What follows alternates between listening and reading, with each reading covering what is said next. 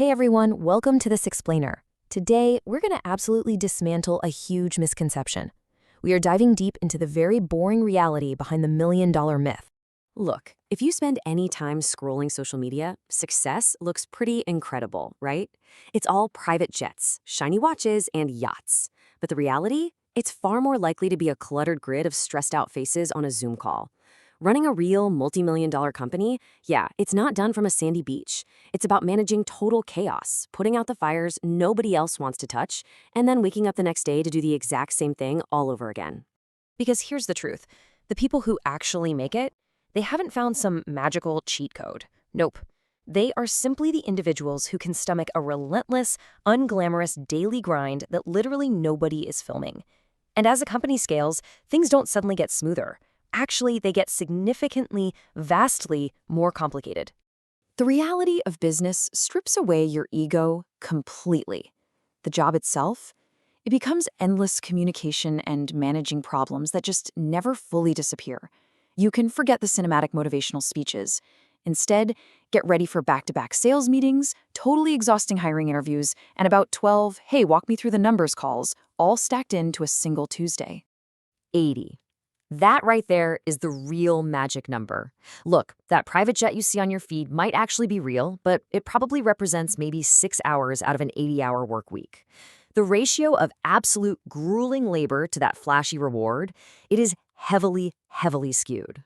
Seriously, ask any successful operator what their actual morning looked like today. I guarantee you there is no yacht in sight.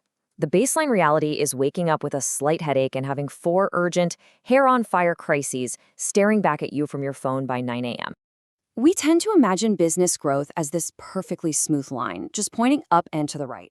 But the reality? It is jagged. It is wildly frustrating. It looks a lot more like a sequence. You get one good week, then a brutal 2 weeks, followed by a totally flat, grueling month, before a sudden jump forward finally makes all that suffering make sense. So it all comes down to a really simple choice: growth or comfort. Pick one, because they absolutely do not coexist. If your week feels incredibly easy right now, well, that isn't a sign that you figured everything out. It's actually a blaring alarm telling you that you've stopped pushing. Think of it exactly like lifting weights. The easy reps, those only maintain the muscle you already have.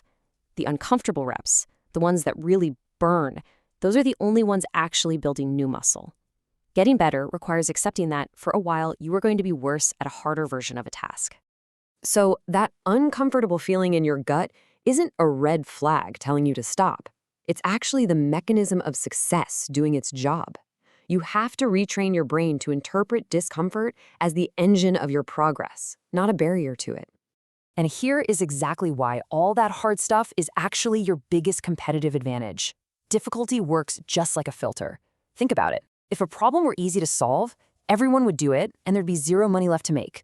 The harder something is to tolerate, the fewer people actually stick around to compete with you. This dynamic creates what we call the business moat. Unglamorous, slow processes, dealing with incredibly difficult people. These things are highly profitable precisely because nobody brags about them. Most people try to route around this friction, but if you route right through it, you're left with practically zero competition and vastly better margins. Now, the skill that actually builds that moat, it isn't some raw, innate talent you're born with, and it definitely isn't a highly guarded secret strategy. It is simply your capacity to sit with a messy, frustrating problem that everyone else would rather quit on day after day. That's it.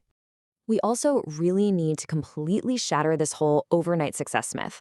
Let's be real, there is no single slow-motion home run swing where everything changes in a flash. The real world just does not work that way at all. What actually drives success is just 1%, a long string of tiny, almost imperceptible improvements.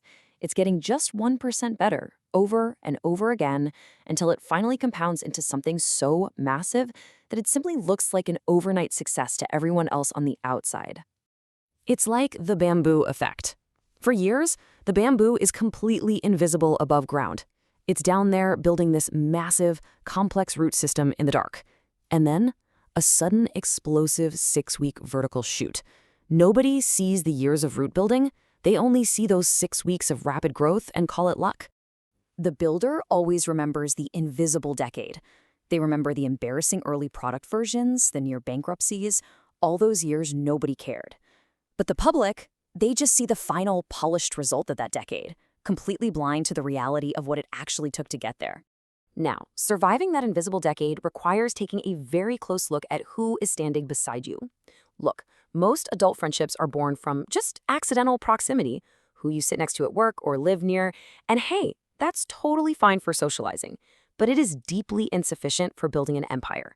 For that, you need extreme intention. You really must intentionally curate your circle. The right people will share your core values, they'll bring sharp skills to the table that you completely lack, and crucially, this is a big one, they are genuinely glad when you win, not just tolerant of it, but truly happy for you. And that exact same logic applies to your business partners too.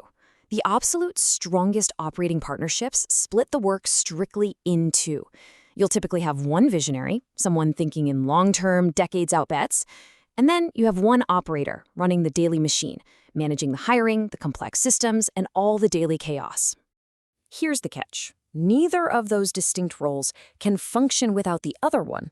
If you try to handle both the visionary, decades-out planning and the daily operational fires entirely by yourself, you will fail at both. It is a guaranteed one-way ticket to complete burnout. So let's step back and look at the full picture here. That unglamorous, grinding day-to-day we've been talking about, it isn't a sign that you are failing. That slow march through endless problems is the actual mechanical engine behind every single lasting version of success. The boring version is the normal one. The reality is, most people don't quit because they lack talent. They quit because nobody ever sat them down and told them, hey, this is exactly how it's supposed to feel. So the only real question left is this. Are you willing to sit through the boring parts long enough to finally reach the interesting ones? I want to leave you with this final, provocative thought. Where are you hiding from the reality of your own business right now? Are you maybe avoiding the hard reps, trapped in a comfort zone, or trying to build with the wrong people? Take a hard look, embrace that unglamorous work, and keep building those invisible roots underground. Thanks for joining me on this explainer, and keep pushing forward.